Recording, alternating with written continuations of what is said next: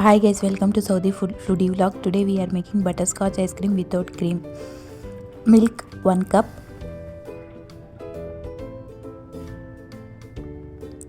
bread slices 3,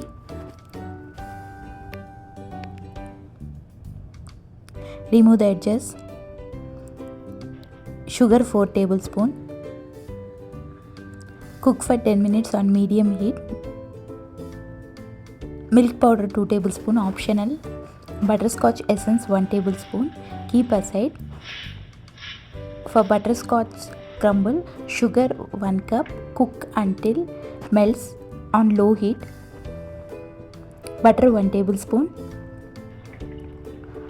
salt half pinch, dry fruits, mix everything on low heat, don't overcook. Now transfer to a wax paper, keep aside. Milk and bread, blend nicely, transfer to a bowl.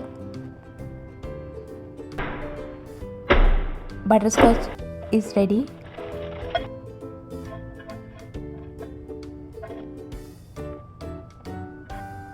Food color optional. Butterscotch on top. Refrigerate for 5 hours.